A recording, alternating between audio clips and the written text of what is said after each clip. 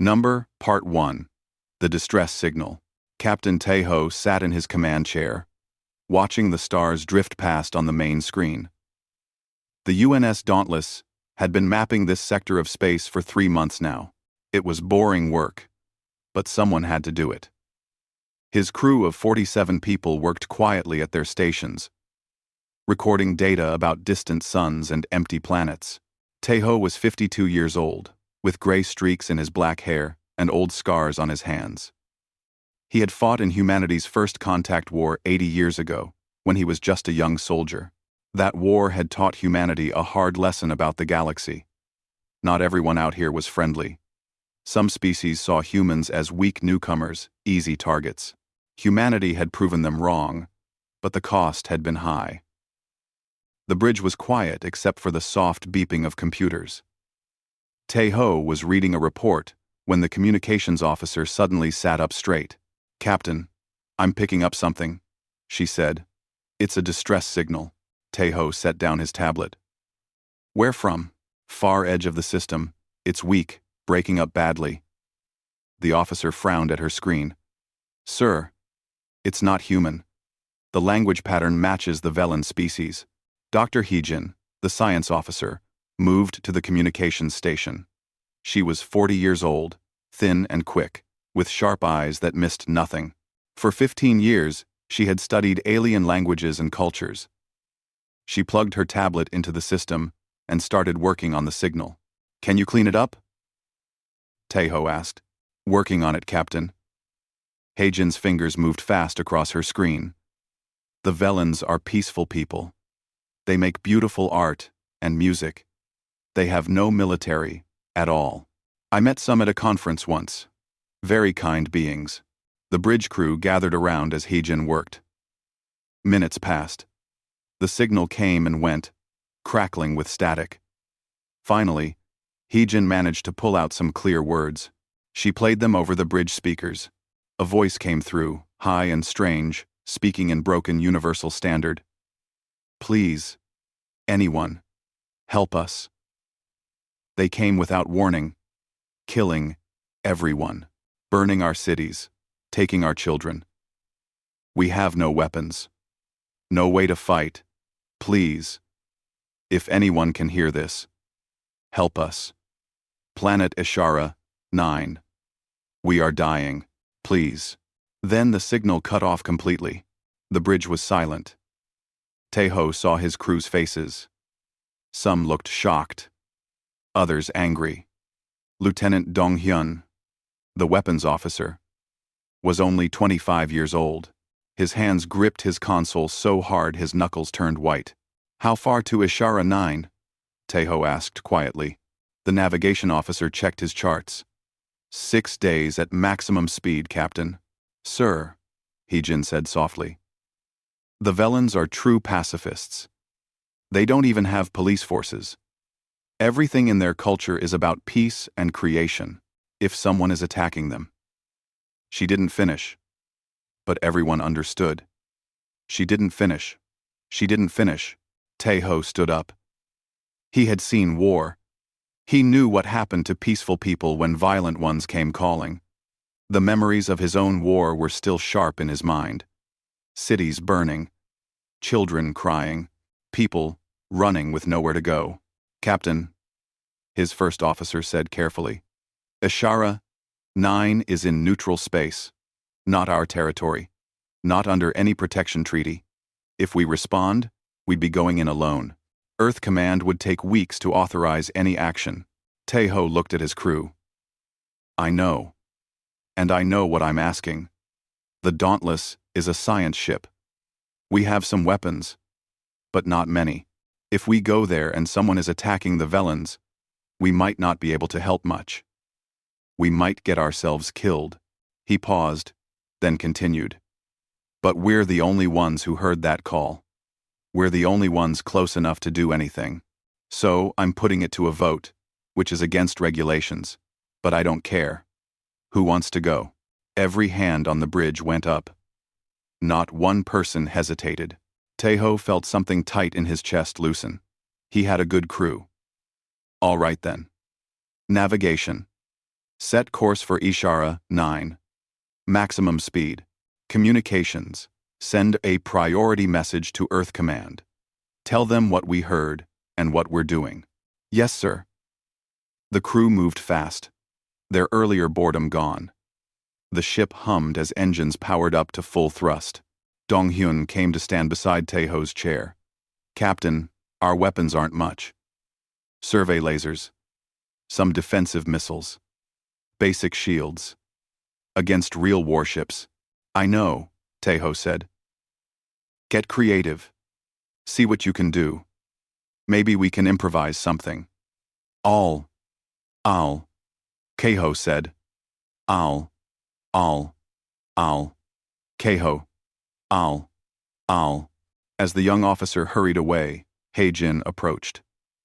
That signal was at least 8 days old, Captain. By the time we get there. I know, Taeho said again. He had been calculating the same thing. But we have to try. The next 6 days were tense.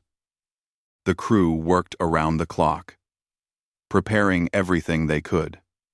Dong-hyun and his team stripped equipment from the science labs to build improvised weapons. The medical bay prepared for casualties. Heijin tried to learn more about whoever was attacking the Velans, but information was limited. On the 3rd day, Earth Command responded to their message. Taeho read the orders in his cabin alone.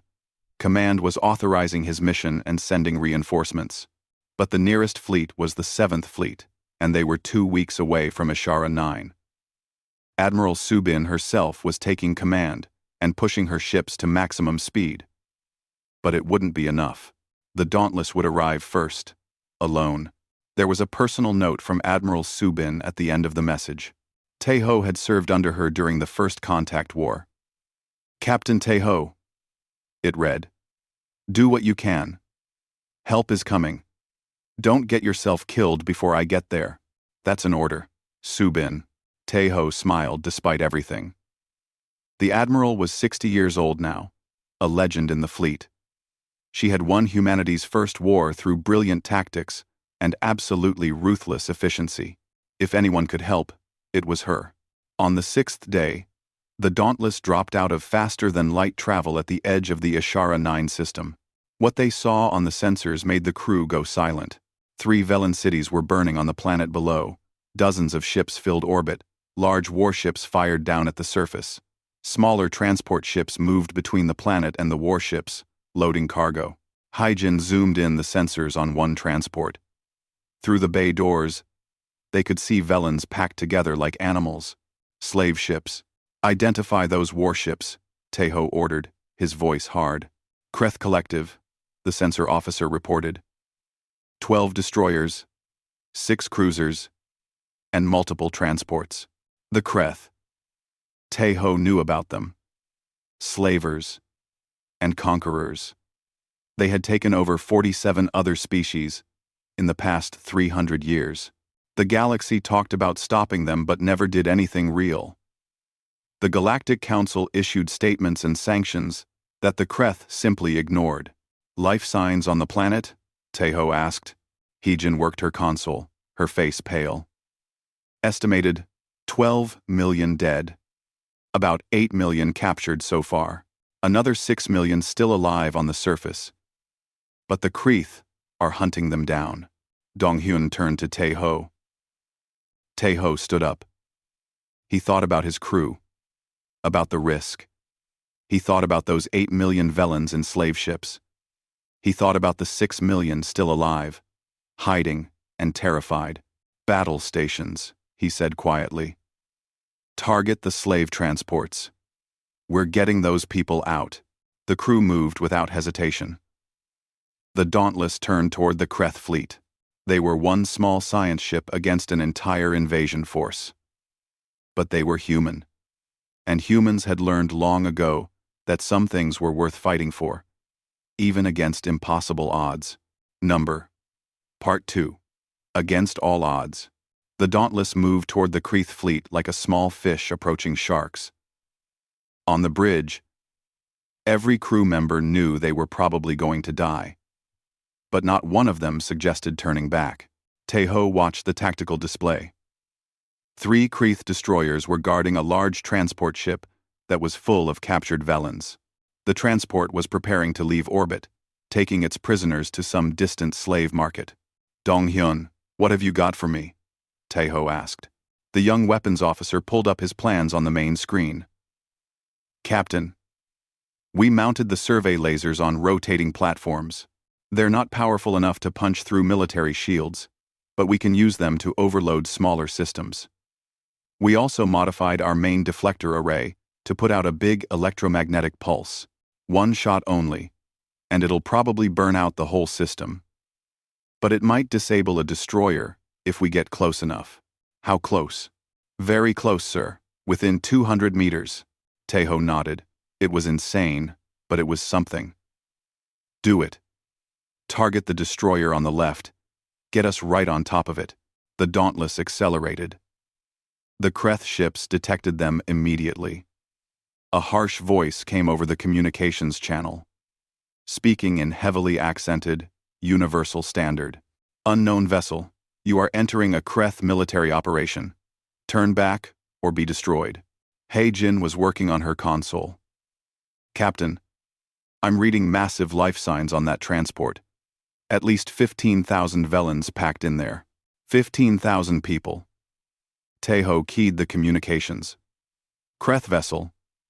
This is Captain Tae-ho of the United Nations ship Dauntless.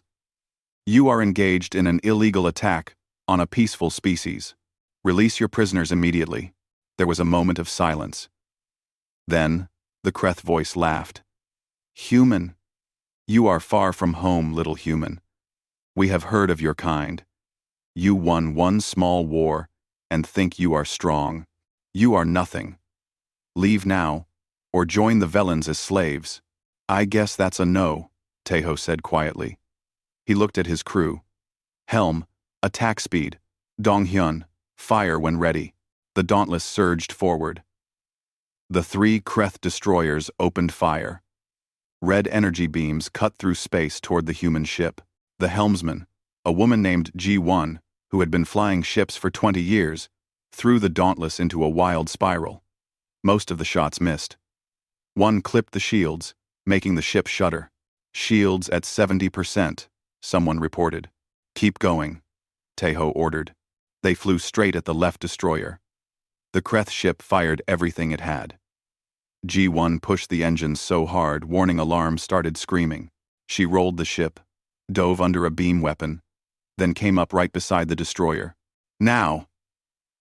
Tae-ho shouted. Dong-hyun pressed the firing button. The Dauntless's modified deflector array released every bit of stored energy in one massive electromagnetic pulse. The wave of energy washed over the Kreeth destroyer at point-blank range. Lights flickered and died on the alien ship. Its shields collapsed. The vessel started to drift. Powerless. "One down," Dong-hyun yelled. But the other 2 destroyers were closing in fast. And the Dauntless's deflector array was smoking, completely burned out. "Shields at 30%. The damage control officer reported. "Hull breaches on decks 4 and 5. Medical teams responding." Tae-ho made a fast decision. "Target the transport ship. All weapons." "Captain?" Dong-hyun looked confused. "Not to destroy it," Tae-ho explained quickly. "Hit the docking clamps holding it to the cruiser. Free it from the bigger ship." Understanding flashed across Dong-hyun's face. He retargeted and fired. The Dauntless's survey lasers, designed for cutting through asteroids for samples, focused on the massive clamps connecting the transport to its parent vessel. Metal glowed red, then white, then broke apart. The transport ship drifted free. Its engines not active yet, but now the 2 remaining destroyers had the Dauntless in a crossfire. Energy beams hammered the shields from both sides. The human ship rocked violently. Sparks flew from consoles. The lights dimmed. "Shields failing," someone shouted. "Multiple hull breaches." "Fire on deck 6. A beam weapon punched through the weakened shields and cut into the ship's side. Tae-ho was thrown from his chair. He tasted blood in his mouth. Around him, His crew fought to keep the ship working. "Captain," Heijin called out. "One of the destroyers is hailing us." "Put it on screen," Taeho said, pulling himself back into his chair. A Kreeth appeared on the view screen. He looked like a massive reptile standing upright, covered in dark scales, with 4 arms and cold yellow eyes. Metals covered his chest. "I am Overlord Ven," the Kreeth said, "commander of this invasion force. You have damaged my ship and interfered with Kreeth property. For this, you will die. But first, watch." The screen split.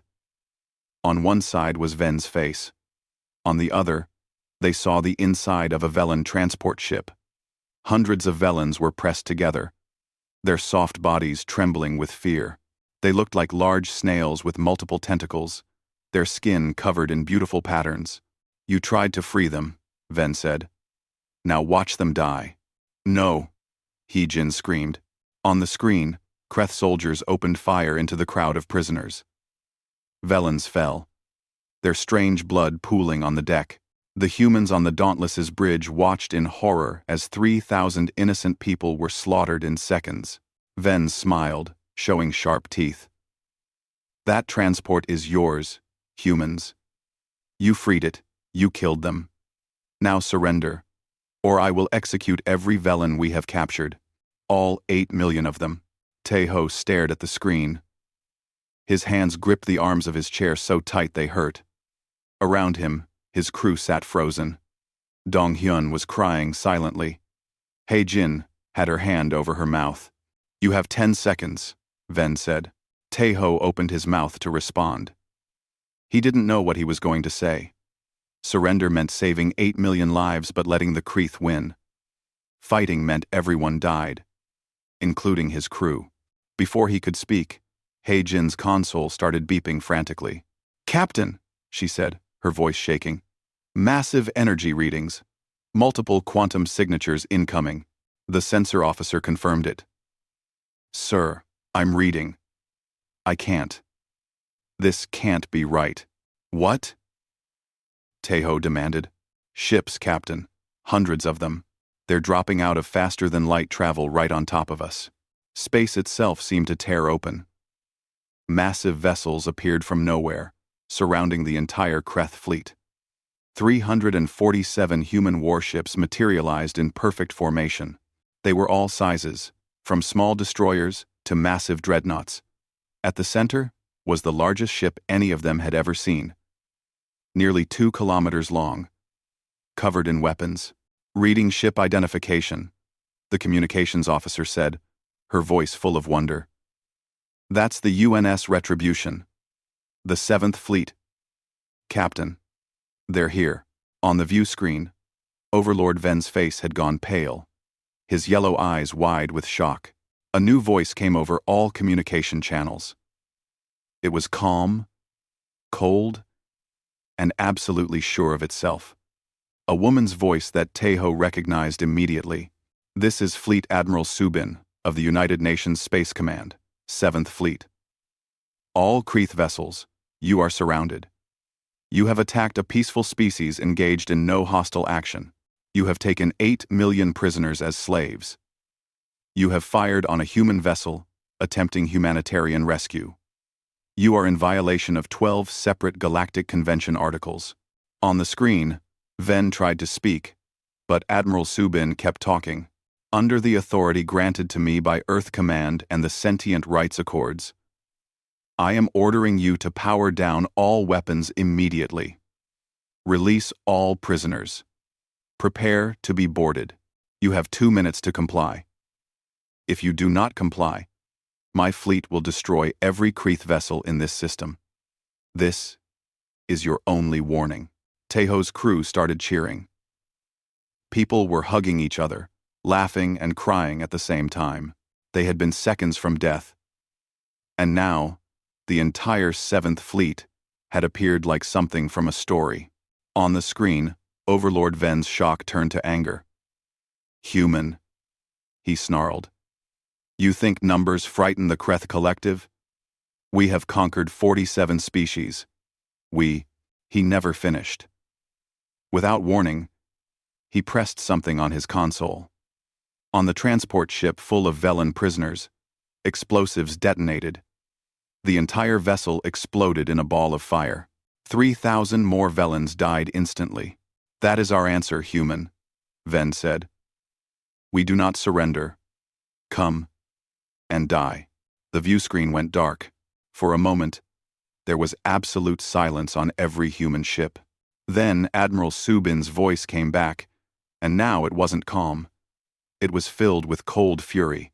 "All ships," she said quietly. "Execute protocol.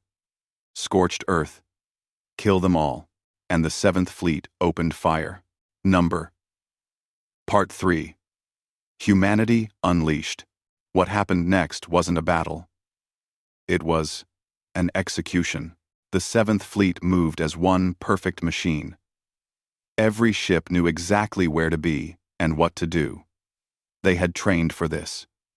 Humanity's military had learned hard lessons from their first contact war, and they had spent 80 years making sure they would never lose again. The Kreeth fleet had 18 warships, large destroyers and heavy cruisers, all built for straight-up fights with lots of armor on the front.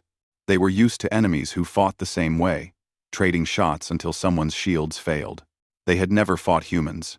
The first human ships to attack were small, fast destroyers. They came in from all directions at once, moving in patterns that seemed random but weren't. Each ship was connected to all the others through quantum communication. They thought together, moved together, fired together. The Kreeth tried to target them, but the human ships were too fast and moving in ways that made no sense. They would dive toward a Kreeth vessel, fire, then spin away before return fire could hit them. 3 seconds later, another human ship would hit the same spot from a different angle. On the Dauntless, Taeho and his crew watched in awe. They had pulled back to a safe distance to make repairs. "Look at them move," Donghyun whispered. "It's beautiful." It was. And it was terrifying. Haijin was monitoring the Kreeth communications. "Captain, they're panicking. They've never seen tactics like this. They don't know how to respond." One Kreeth destroyer tried to run. It never made it. A human missile came out of nowhere, moving so fast it was just a blur. The missile hit the destroyer's engine at nearly half the speed of light. The entire back half of the ship simply exploded. The front half tumbled away, atmosphere venting into space. "Relativistic kill missile," the Dauntless's weapons officer said in awe. "Those were banned after the first contact war. Too dangerous to use near planets." "We're not near the planet," Taeho said quietly. The Admiral made sure of that. "She can use everything." And she did. 3 human cruisers, each named after old Earth cities, formed a triangle around one Kreeth cruiser. The Seoul's Fury, Pusan Hammer, and Incheon's Pride all fired at exactly the same instant. Their energy weapons hit the Kreeth ship from 3 sides. The alien vessel's shields held for almost 2 seconds. Then they collapsed, and the beams cut through the hull like knives through paper. More human ships were going after the transports full of prisoners. These ships moved more carefully, not wanting to hurt the Velens inside. Fast boarding ships, small and armored, attached to the transports like insects on a larger animal. Commander Jinwoo led the boarding teams. He was 35 years old, a career Marine who had trained for close combat his whole life. His suit of powered armor made him 2.5 meters tall and strong enough to punch through steel walls. His team cut through the transport's hull and entered. Inside, they found Kreeth guards with weapons pointed at thousands of Velen prisoners. "Human soldiers," one Kreeth shouted. "Come closer, and we kill them all." Jinwoo didn't hesitate. His armor's computer had already marked every Kreeth guard in the room. He and his team fired in perfect sync. 12 Kreeth fell dead before they could pull their triggers. The Velens screamed in fear, pressing against the walls. Jinwoo removed his helmet so they could see his human face. "We're here to help," he said in their language, words Heejin had taught all the Marines. "You're safe now. We're taking you home." The same scene played out on transport after transport. Human Marines cleared entire ships deck by deck. Any Kreeth who surrendered was taken prisoner. Any who fought died fast. Back in space, Overlord Ven was trapped on his flagship. Human ships surrounded him. He couldn't run, couldn't fight, couldn't do anything but watch his fleet die around him. He activated his computer and pulled up classified files on humanity. What he read made his blood run cold. Humans were the only species in the galaxy who had fought themselves for their entire history. They had killed each other with everything from rocks to nuclear weapons. They had nearly destroyed their own planet multiple times. They had invented the concept of total war, where everything was a target and nothing was off limits. And then they had turned all that experience outward. The first contact war had been humanity's wake-up call. They had been caught unprepared, barely armed for space combat. They still won because they learned fast, and they never, ever gave up. After the war, they had spent 80 years building a military designed for one purpose: to win. Absolutely. Ven watched another of his ships explode. 37 minutes had passed since the human fleet arrived. In that time, 15 of his 18 warships had been destroyed. Thousands of his soldiers were dead, and the humans had lost almost nothing. A few damaged shields, some minor injuries. That was it. It wasn't fair. It wasn't right. The Kreeth Collective had conquered dozens of species. They were strong. They were feared. How were these humans so good at killing? His door exploded inward. Commander Jinwoo and his Marines stormed onto the bridge. Kreeth guards fired at them. The bullets bounced off the Marines' armor. Human return fire was precise and deadly. In seconds, it was over. Every Kreeth guard was down. Only Ven remained, standing behind his command chair. "Surrender," Jinwoo said, his armored hand pointing a weapon at Ven's head. Ven looked at the self-destruct control on his console. If he activated it, his ship would explode, killing everyone on board and destroying the nearby transport ships still full of Velen prisoners. He reached for the button. Jinwoo fired. Not at Ven, but at the console. The control panel exploded in sparks. Ven pulled his hand back. Several fingers burned. "I said surrender," Jinwoo repeated. He grabbed Ven with one armored hand and dragged him toward a camera. "Admiral, I have the Kreeth commander. On every remaining Kreeth ship, on every human vessel, and on every screen on the planet below, Admiral Subin's face appeared. She was 60 years old, with short gray hair and eyes that had seen too much war. She looked at Ven with no expression at all. "Overlord Ven," she said, "your fleet is destroyed. 15 warships gone. Over 14,000 of your soldiers dead. My Marines have freed 6 million Velen prisoners from your transports. The 2 million others you killed cannot be brought back." She paused, then continued. "I want you to send a message to your collective. Tell them what happened here. Tell them that humanity does not allow slavery. We do not allow genocide. We do not allow the strong to prey on the weak. Tell them that any species engaging in these actions will face humanity's full response." Ven tried to look defiant. "The collective is vast. We have hundreds of fleets, thousands of ships. You cannot stop us all." "We don't need to stop you all," Admiral Subin said calmly. "Every slaver fleet, every conqueror, every species that thinks might makes right, they will all learn to fear the day they hear a distress call, and human ships answer it." She made a gesture. "Take him away. He'll stand trial for war crimes." Jinwoo dragged Ven off the bridge.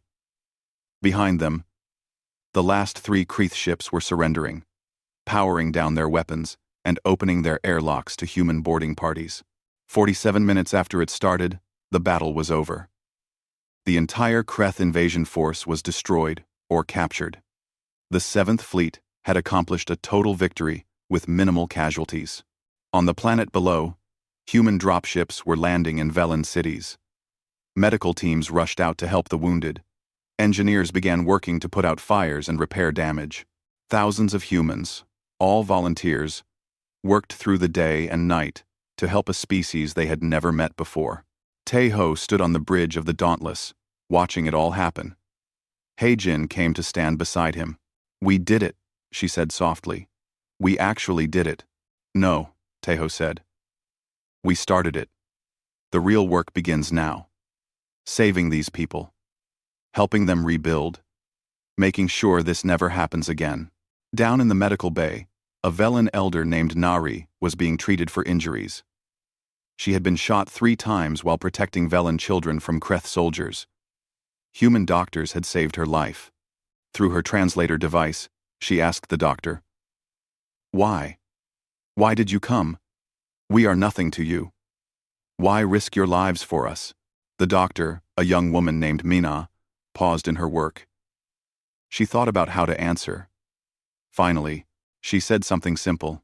"Because you needed help. And because we could." "That's enough." Nari started crying, not from pain, but from relief and gratitude. For days, she had been sure everyone would die. The galaxy had heard their call for help and done nothing. Only humans had come. Only humans had cared enough to fight. Part 4. The Trial. 1 month after the battle at Ishara 9, Admiral Subin and Captain Tae-ho stood in the Grand Chamber of the Galactic Council. The room was enormous, designed to hold representatives from over 200 different species. It looked like an ancient amphitheater, with curved rows of seats rising up on all sides. Today, those seats were full.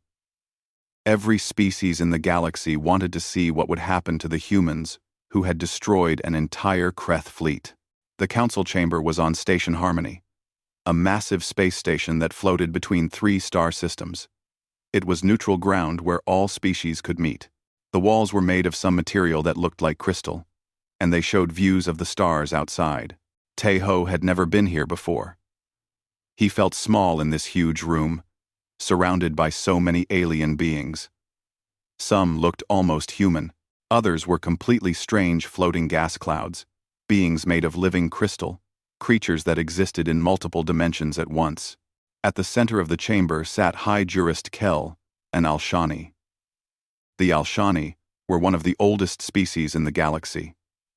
They had been traveling between stars for over 10,000 years.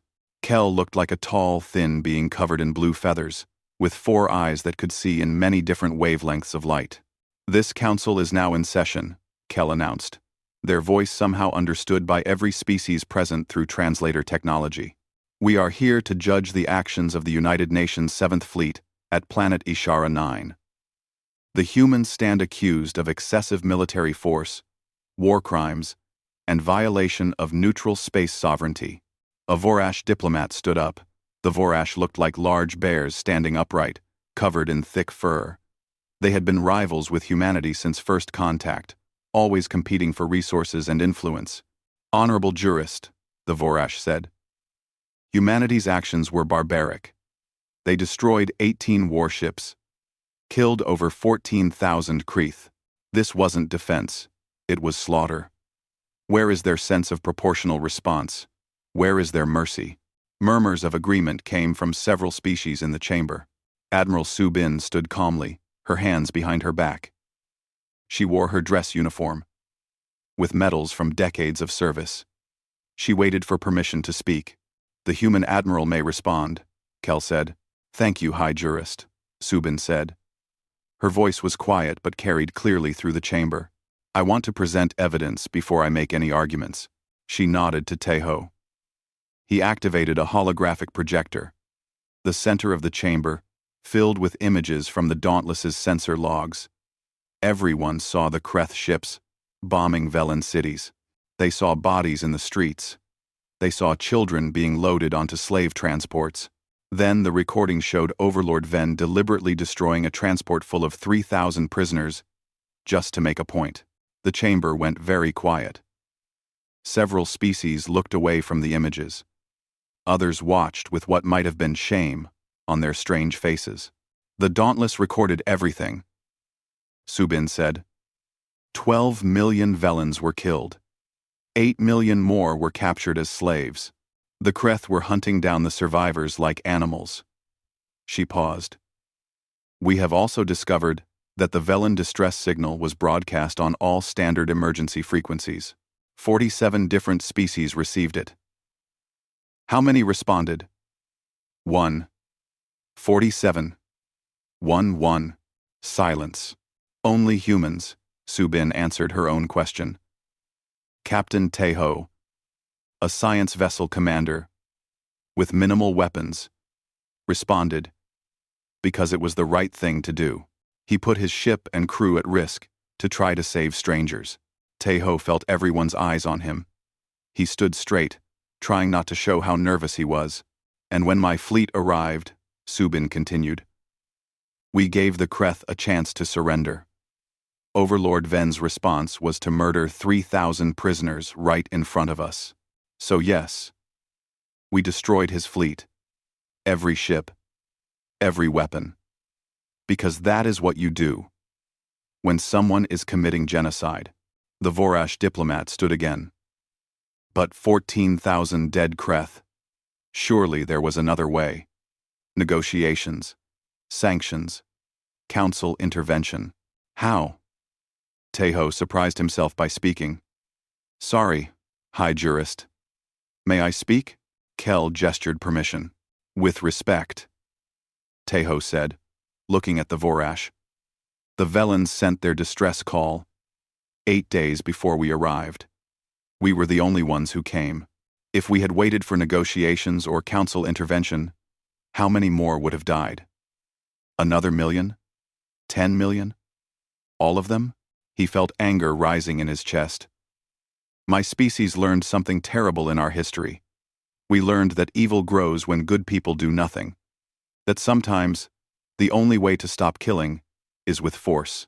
I wish it wasn't true. But wishing doesn't save lives. Dr. Hai Jin, who was also present as a witness, stepped forward. High Jurist. I studied the Velans. They are completely peaceful. They have no weapons, no military, no defenses. They are artists and musicians and builders of beautiful things. The Kreth saw that as weakness. They saw people who couldn't fight back. Her voice broke slightly. I spoke with survivors, families torn apart, children watching their parents killed, and they kept asking me why didn't anyone else come? Why only humans? The chamber was silent again. Teho saw that several alien diplomats looked uncomfortable. Then a new figure entered the chamber. It was Elder Nari, the Velan who had been rescued from the slave transport. She moved slowly on her multiple tentacles, still recovering from her injuries.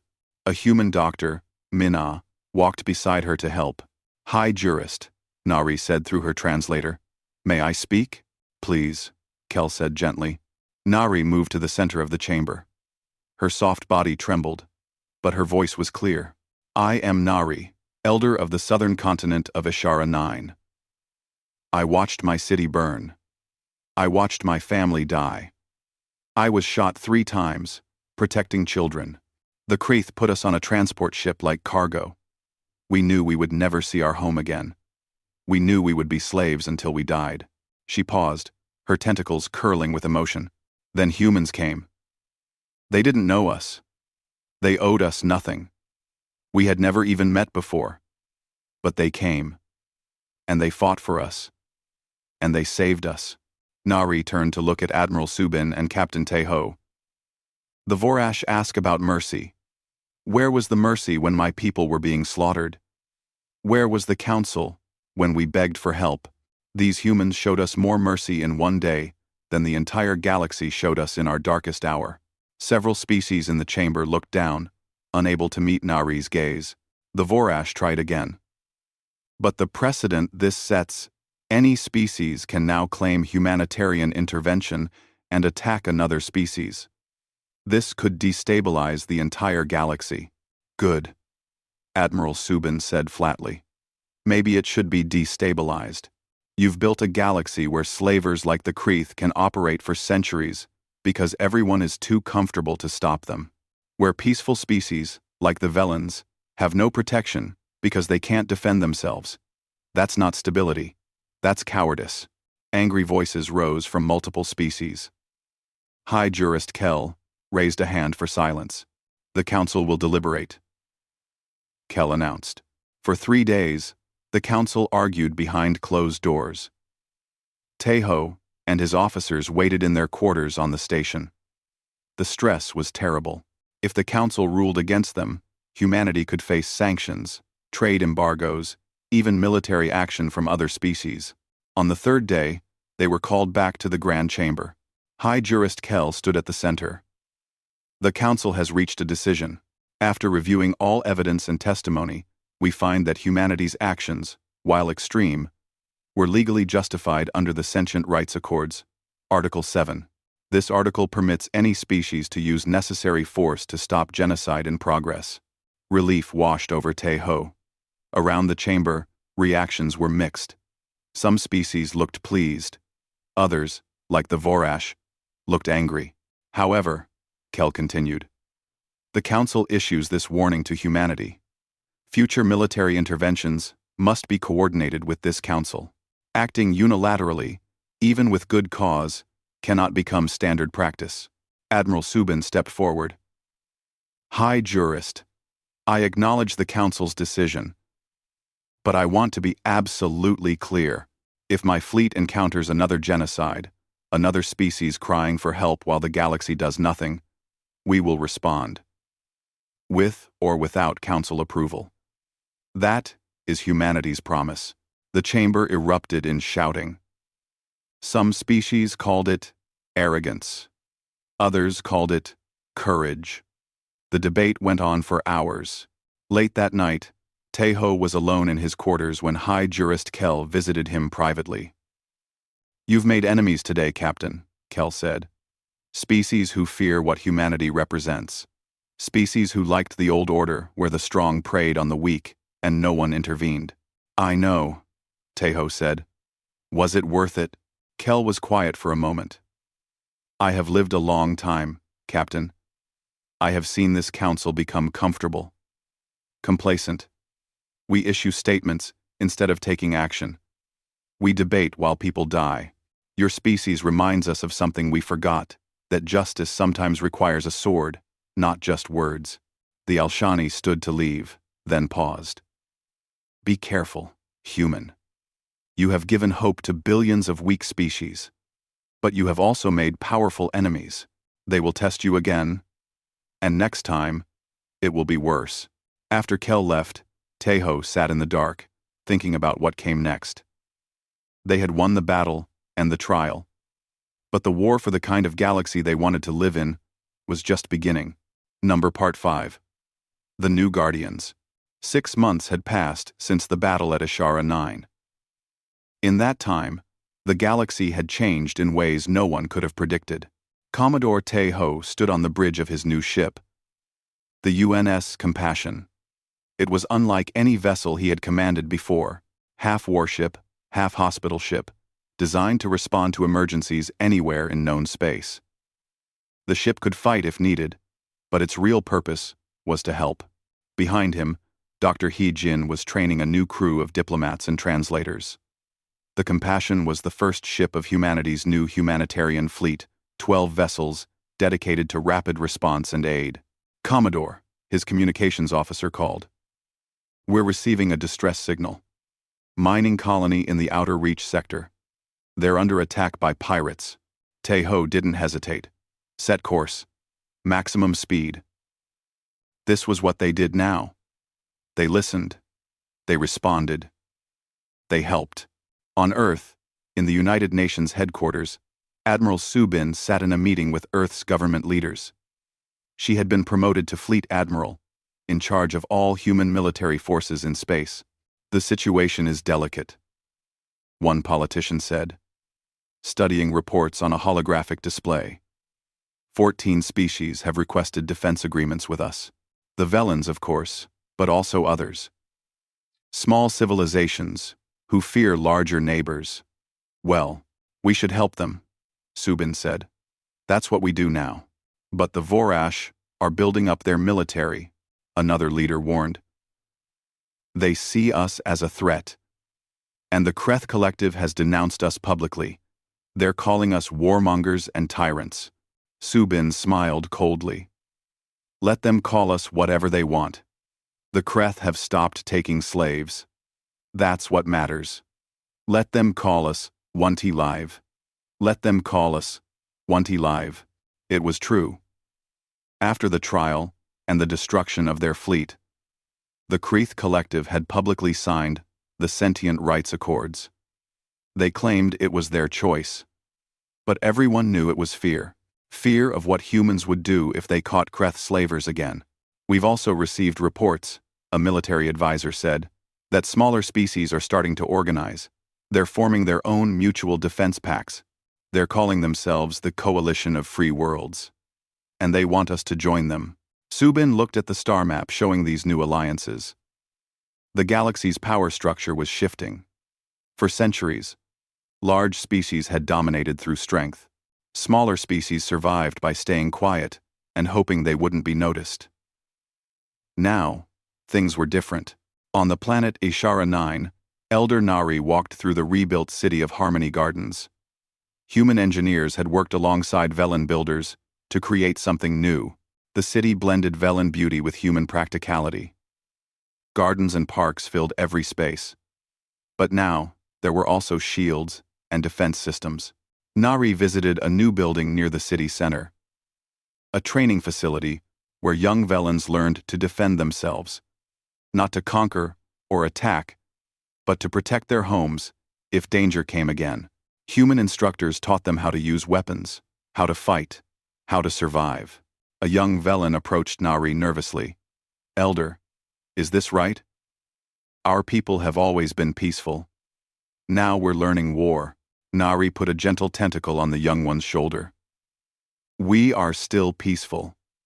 But the humans taught us something important. Peace is not the same as helplessness.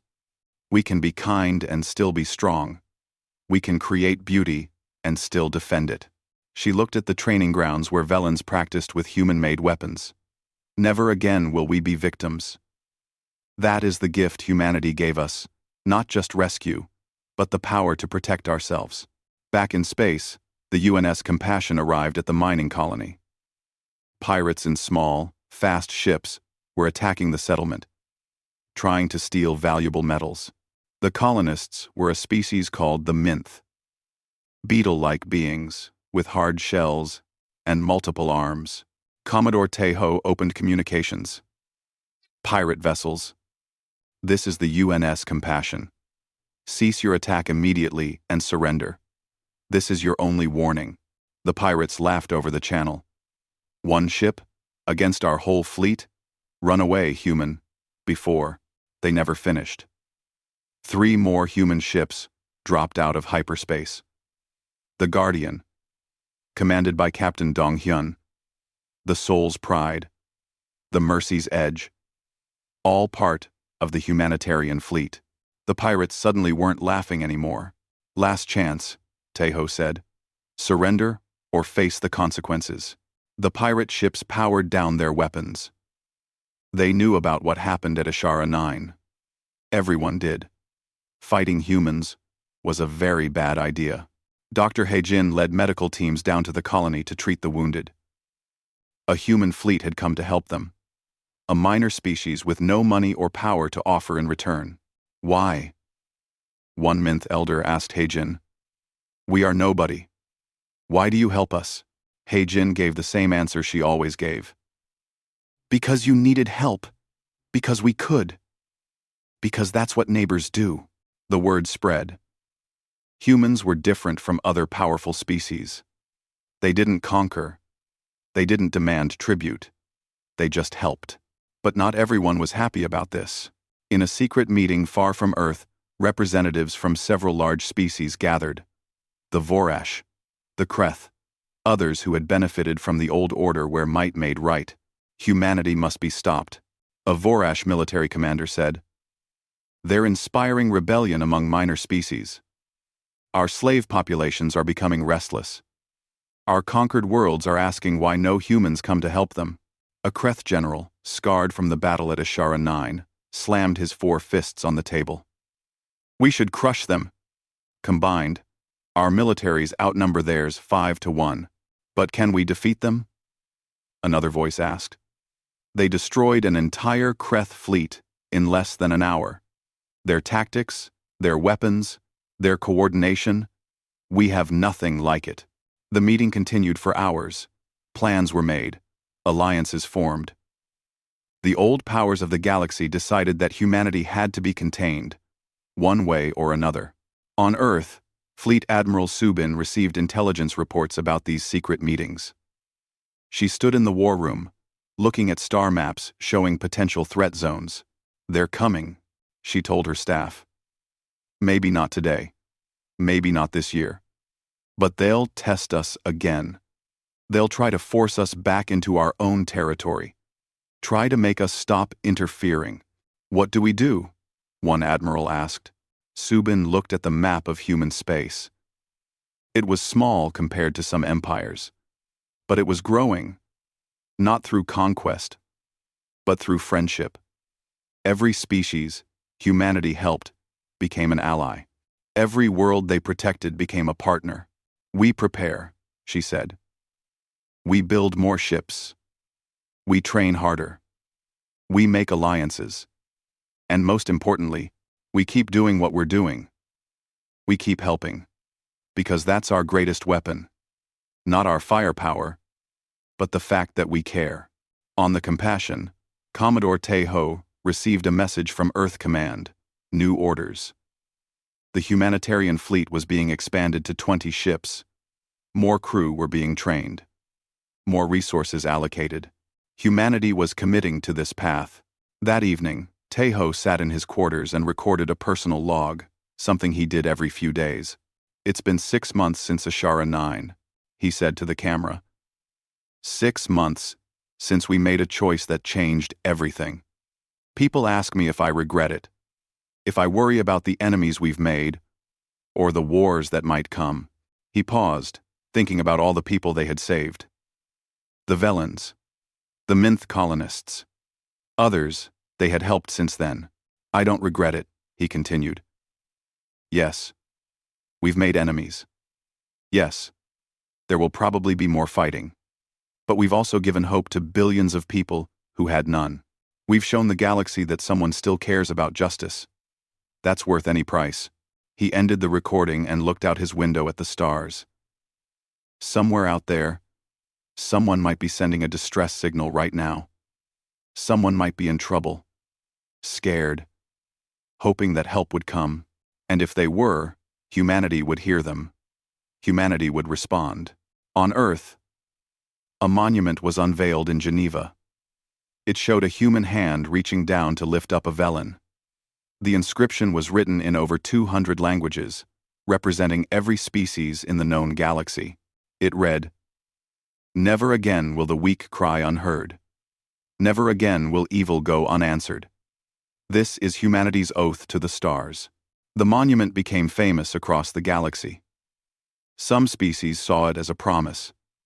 Others saw it as a threat. But everyone understood what it meant. Humanity had chosen its path. They would be the guardians. The ones who responded when others turned away. The ones who fought when fighting was needed. And healed when healing was needed. High Jurist Kel, the ancient Alshani, visited the monument privately one day. They stood before it for a long time, their 4 eyes taking in every detail. Brave and foolish humans, Kel said quietly to themselves. You've taken on a burden that will never end. There will always be cries for help, always be injustice to fight, always be enemies who hate you for it. They touched the base of the monument gently. But perhaps that's what the galaxy needs. Someone willing to carry that burden. Someone who hears the cries others ignore. Kel looked up at the stars, thinking about the future. War would come, eventually. The old powers wouldn't accept this new order forever. But they would also have to face something they had never encountered before. A species that fought not for conquest or resources, but for ideals.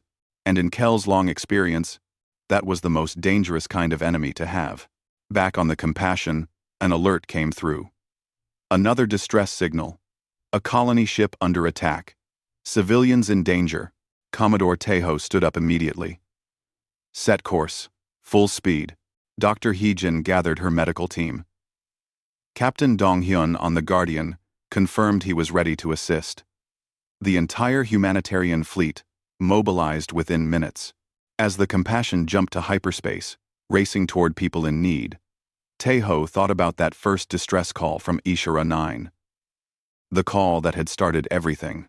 This is what we are now, he said quietly to himself. This is who we choose to be. And across the galaxy, on 1,000 different worlds, people looked up at the stars and wondered, if danger came, would the humans hear? Would they respond? The answer was always yes, because that's what humans did. They heard the cry for help in the dark, and they answered with everything they had. That was humanity's promise to the stars, and they would keep it, no matter the cost.